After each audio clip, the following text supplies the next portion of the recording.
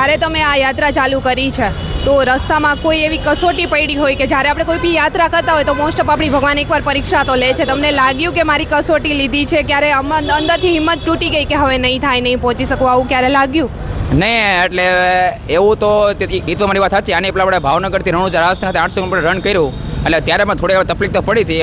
અને આપણે કહેવાય છે ને કે કોઈ પણ મંદિરે જાઓ એટલે ભગવાન તમારી કસોટી લેતા હોય છે. તેમજ હાલમાં અત્યારે લાલો ફિલ્મ રિલીઝ થયું કૃષ્ણ સજા સાહિત્ય, તેમાં આપણે ભગવાન શું કહે છે કે રસ્તો હું દેખાડીશ પણ ટૂંકમાં નીકળવું તો તારા જ પડશે. એ સિદ્ધાંતથી આપણે કહીએ છીએ કે રસ્તો તો ભગવાનને દેખાડે પણ નીકળવું તો આપણે જ પડશે, એ રીતના. અને જ્યારે તમે આ સ્ટાર્ટ કર્યું તો ભાવનગરથી અત્યારે રાજકોટ પહોંચ્યા છો, રસ્તામાં લોકોની કેવી મદદ મળી રહે છે અને શું લોકોનો રિસ્પોન્સ હોય છે કે તમે દોડીને જઈ રહ્યા છો? તો ને આપણે હવે હાલો તમે એ તો કીધું 3 દિવસમાં ફૂલ રિસ્પોન્સ. ને અત્યારે હું હાલમાં રાજકોટ સિટીમાં છું, તો રાજકોટના જે જનતા પ્રેમીઓ તેમજ સ્પોર્ટ પર્સનનો તેમજ તમારા સોશિયલ મીડિયા મારફતે ખૂબ જ સારો રિસ્પોન્સ મળી રહ્યો છે. તે વખતે તે લોકોનો પણ દિલથી આભાર માનું છું હું.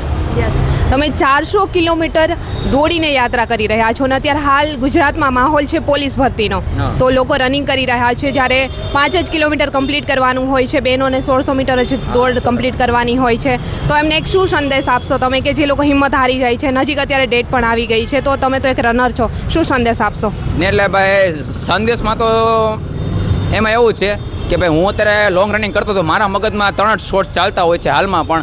કે પહેલો થોટ્સ એ કે ભાઈ રનિંગ કરતી વખતે પોતાના મા બાપનો ચહેરો મગજમાં રાખો, ઘરની પરિસ્થિતિ મગજમાં રાખો, ને અત્યારે તમે શું છો અને 5 વર્ષ પછી તમે શું હશો તે મારફત તમે રનિંગ કરશો, 100% તમારી સફળતા. બસ આ મારો પર્સનલ એક્સપિરિયન્સ બોલે છે.